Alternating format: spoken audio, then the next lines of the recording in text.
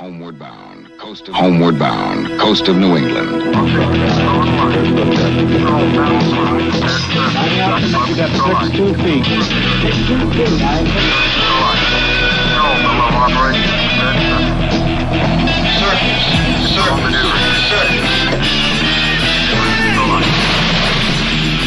The Navy. See a recruiter or call toll-free. It's not just a job, it's an adventure.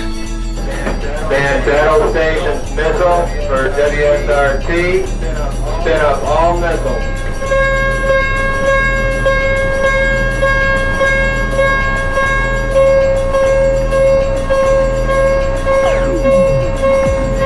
Stand battle stations missile for WSRT.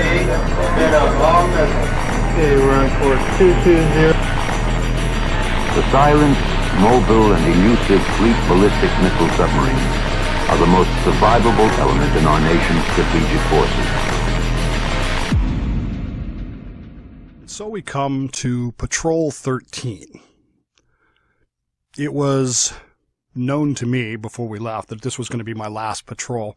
I had re-enlisted sometime before, got a star school out of it, C school, and after a long discussion with Joe Adamson, MOFUC, Master Chief Joe Adamson, I had decided not to go to the tender C school for fire controlman, and I decided to go to POSEIDON C school. I was going to go backfit with the hopes of maybe catching one of the last end of the C3 POSEIDON patrols. I did not, as it turned out, but that was the hope. And Joe had said to me, Dave, I know you.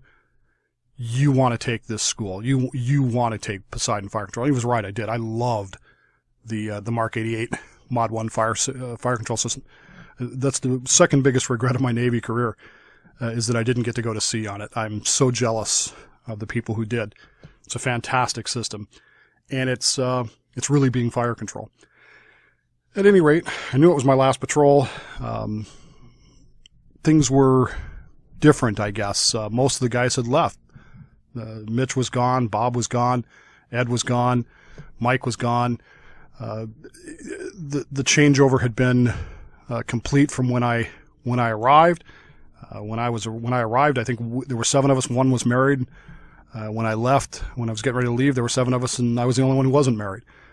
It wasn't bad. Don't get me wrong. We had new people. Sam Thacker, Dennis, Scooter Weiss had been there for a couple of patrols, actually 3 or 4 patrols. And prior to going out on Patrol 13, Scooter was one of those guys who'd drive me nuts. I loved him. But in addition to Noodles Jefferson fame, he spent the entire refit for Patrol 13, getting ready to go on Patrol 13, whining, and I mean whining, about his back. Oh, my back. He couldn't do anything. Hey, Scooter, we need you to do that. Oh, my back. I can't do it. Can't do it. And he pissed me off so bad. I actually yelled at him one day. I was pretty mad about, look, if you're really hurt, get your ass to the sick bay and get something done. This is ridiculous. You can't get out of everything whining like this. And he just looked at me and he had that kind of look in his eyes like wink, wink, nudge, nudge. You know what I mean? And I backed off of it. At the time, I couldn't tell you why, but I backed off of it. Anyway, he was really pissing people off. Our LPO, whose name I cannot remember, we called him Rob, but that was not his name. Cannot remember. We had Fox had come on board. I don't really remember who all was there at that point. Of course, MoFuck was there.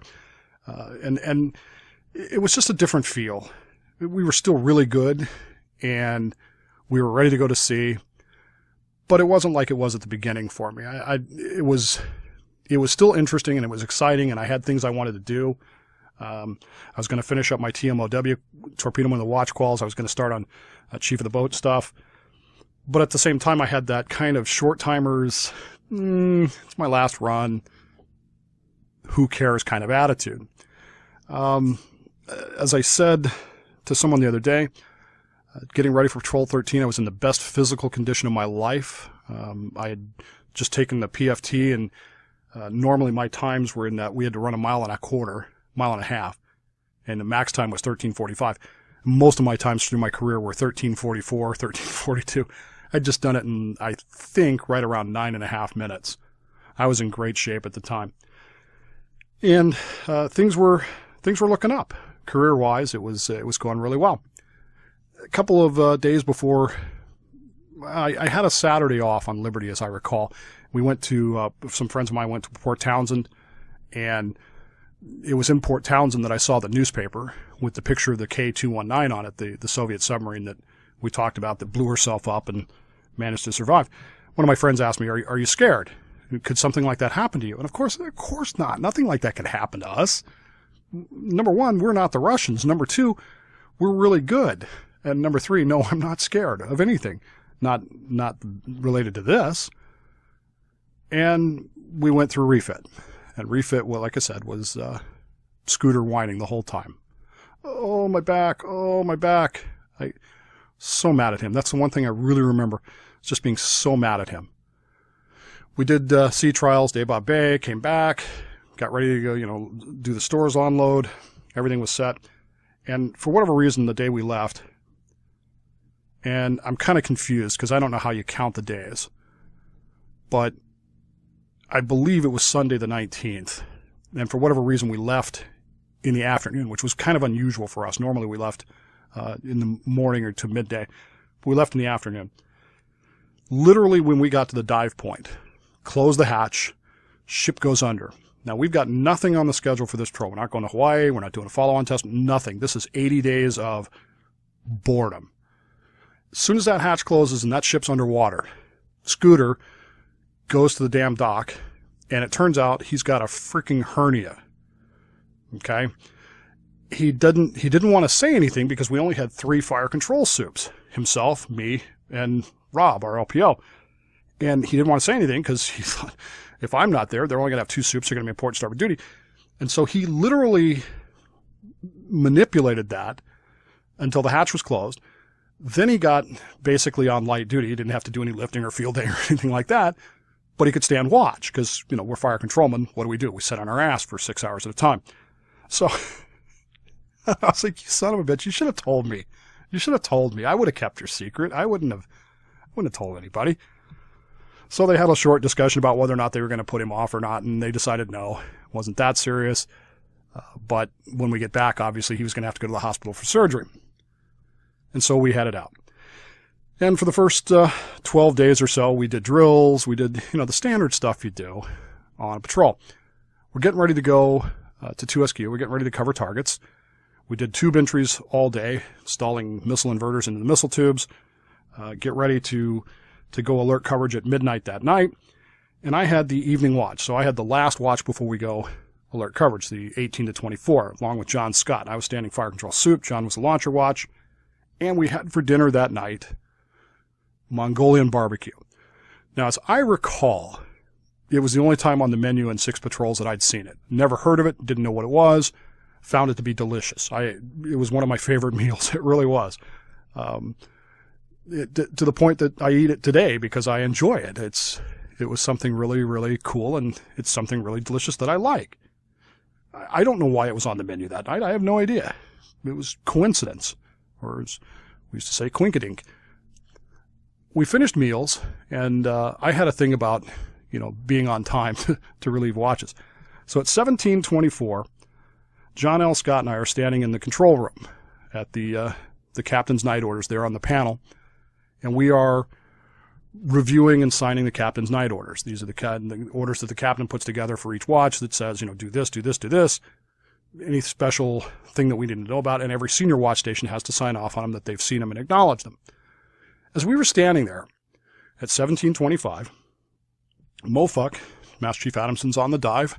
I don't remember who had the chief of the watch, but Dave Fritch, Lieutenant Dave Fritch, was on the con, weapons officer. And there was an ear popping, pressure, an overpressure that popped people's ears kind of thing, with a really dull thump. And it was confusing because nothing should have been happening. I mean, literally, we're 5 minutes from changing the watch. We're getting ready to go patrol quiet. Nothing's happening right now. This is strange.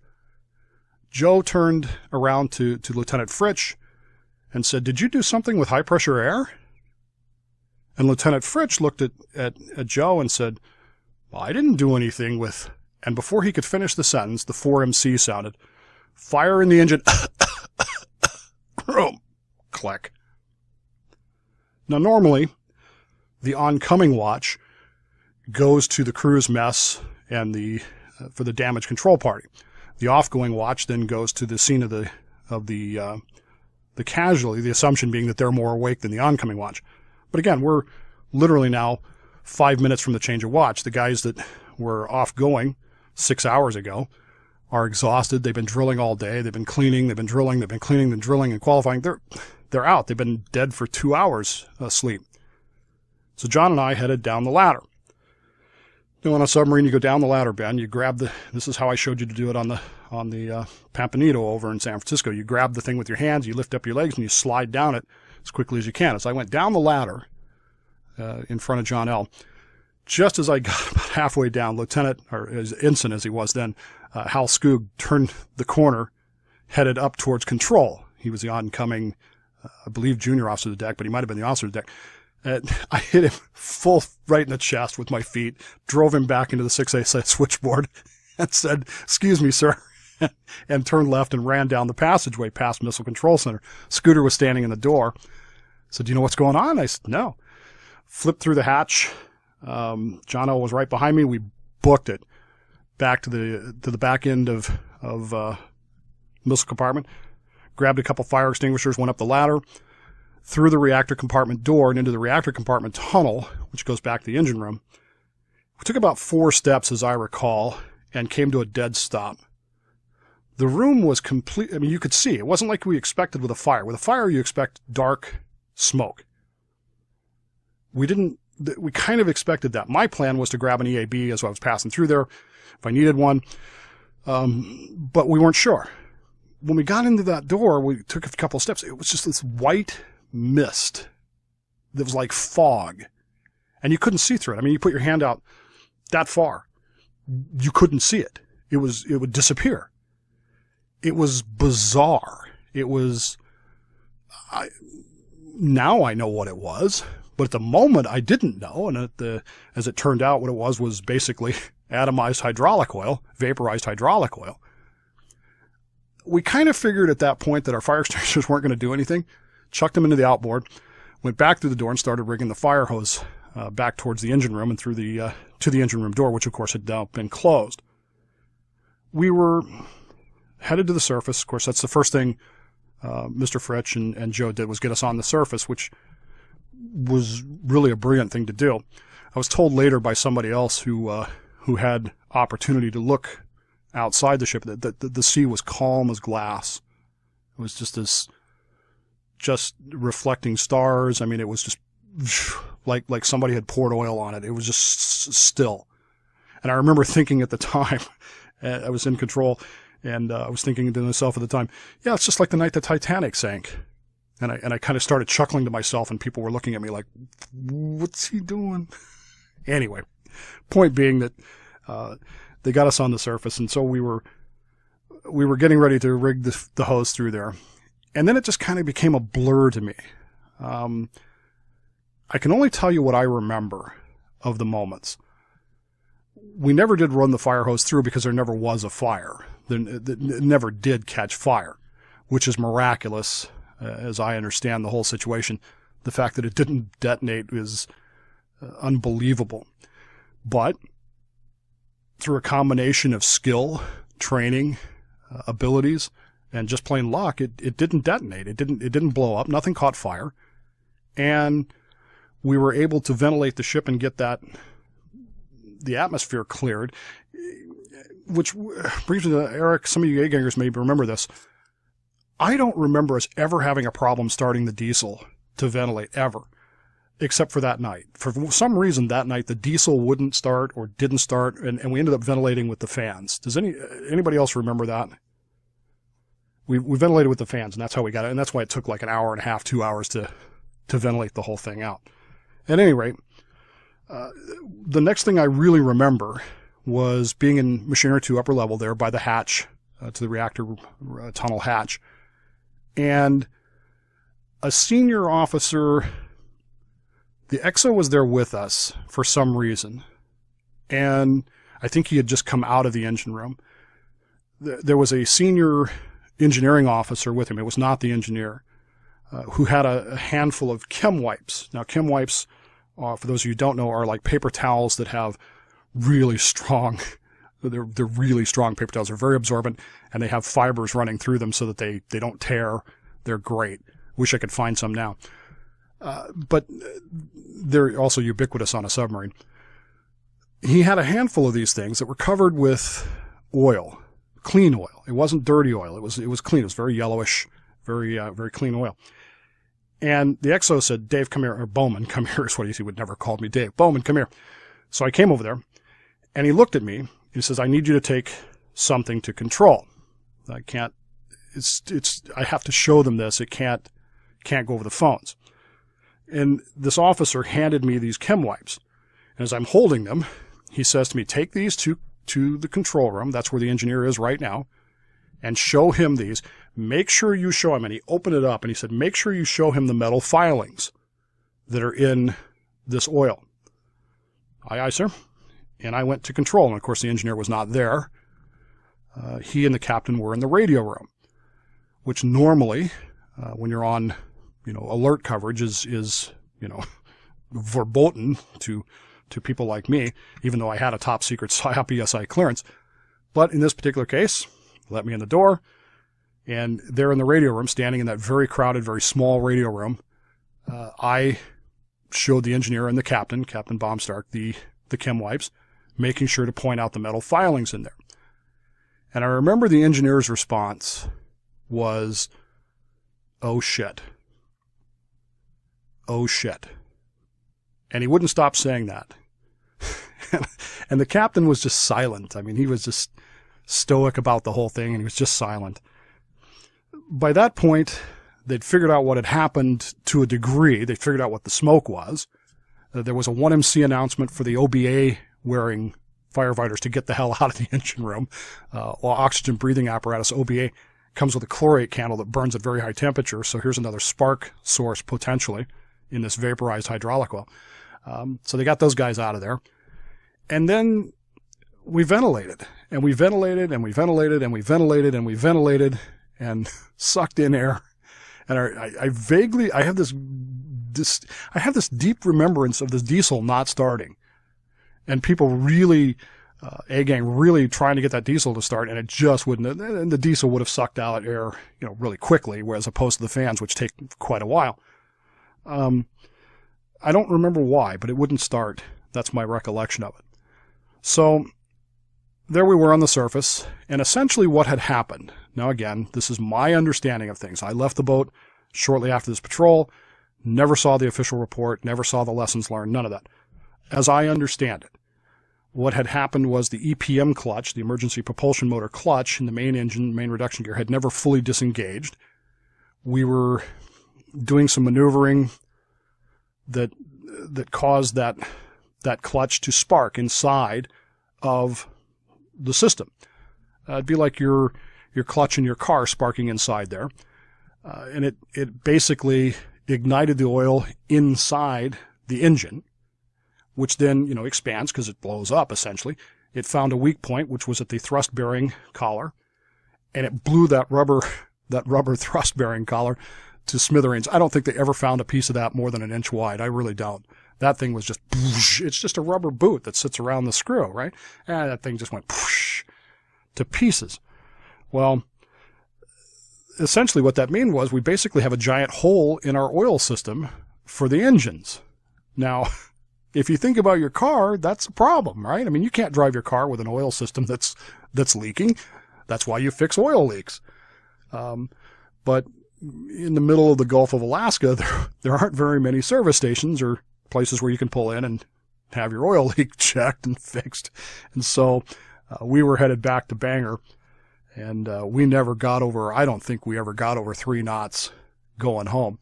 We did one time.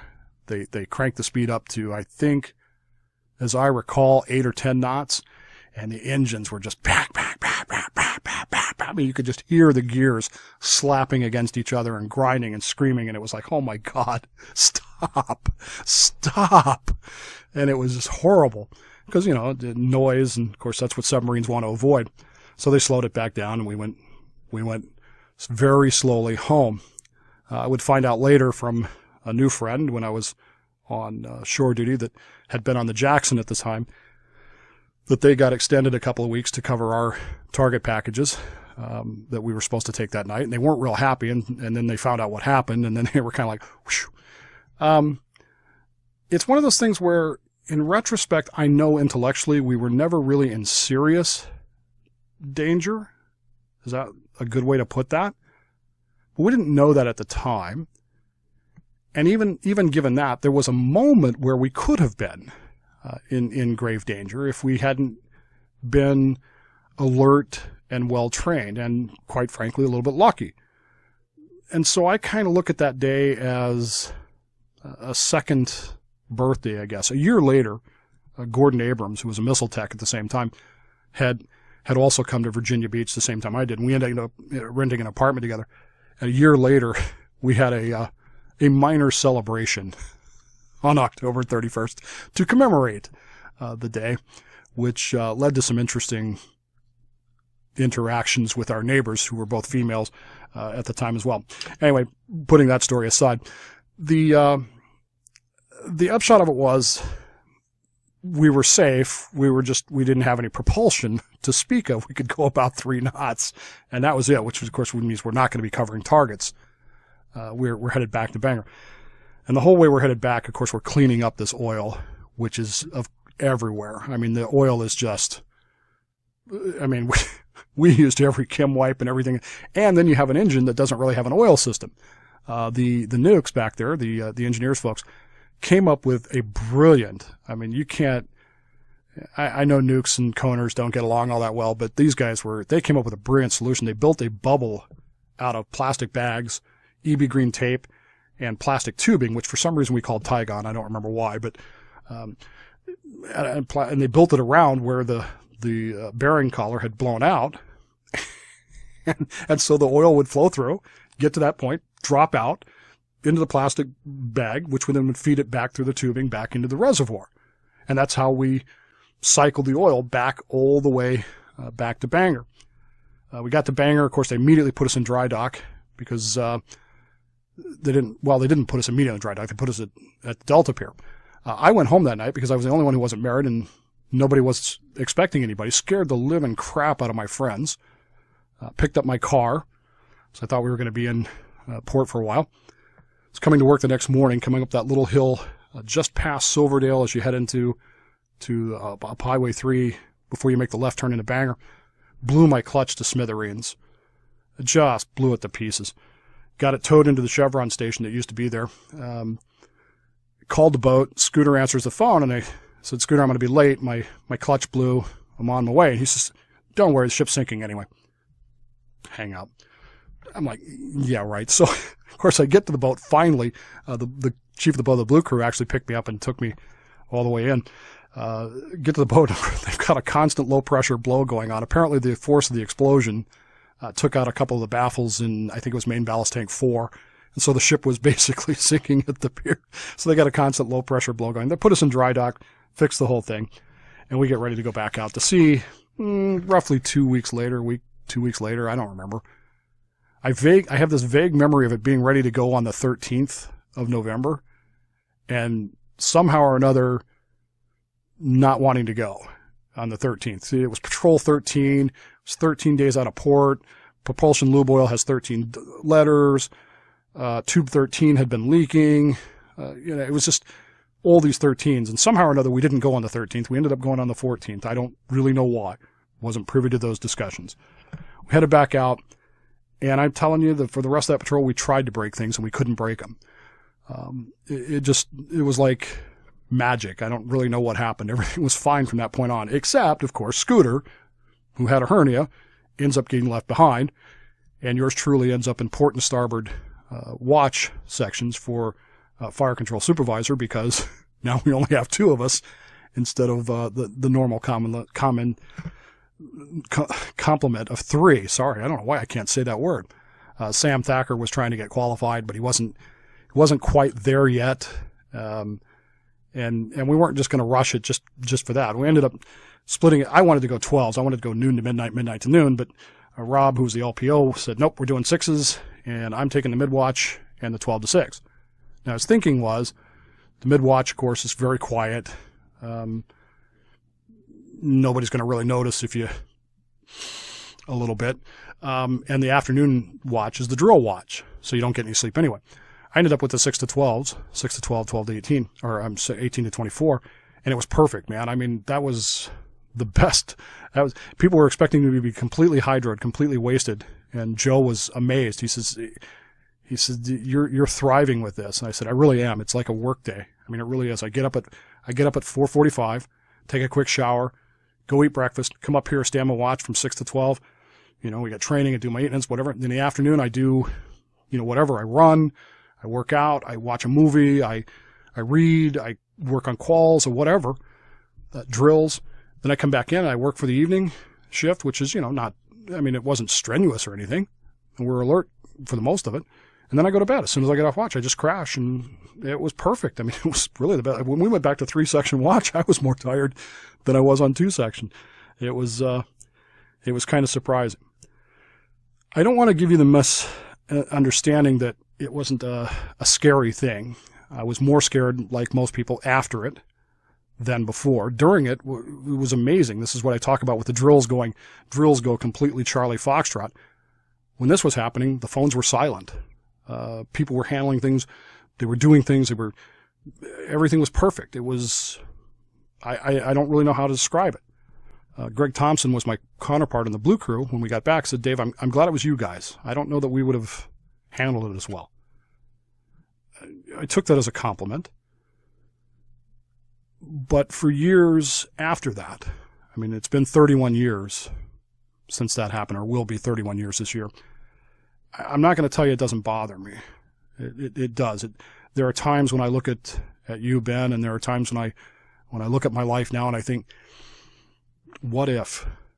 What if just one thing had gone differently? What if, what if we hadn't known what it was and those chlorate candles caused a problem? What if it had been just a little bit worse? What if we had been further out? What if we'd have been, who knows? You can what if it to death. And sometimes your mind, when it's, late at night and you're laying there and you're thinking about those things, sometimes your mind does take you down those paths. And it's just a reminder to me that the sea is always trying to kill you. It really is. The ocean will kill you in a heartbeat if you let it. But you got to stay on top of it. You got to stay alert. You got to be well trained. And that's what I tell people that are going to sea today when they ask me about those kind of things, is take your damage control courses and take them seriously, because someday they're going to save your life. They're going to save your ass. And you don't know how serious an event it's going to be. And you'll be thankful that you did, and you will be eternally grateful years later when you make a mistake like I did and get out of the Navy and you don't make any more patrols. It's a night I never forget. And it's a night that when we got back after that patrol, we would talk about. But it was the last patrol I ever made. And I have a lot of memories, more of that night than I do of any other time on the ship. I really do. It was an honor to be with you guys that are out there still. And I think that we were the best crew, and I think we were the best trained, and I think we were the most lucky. And I'm glad as all heck to have been part of it. And I wish that I get the chance to see you all again as soon as possible. That was Patrol 13.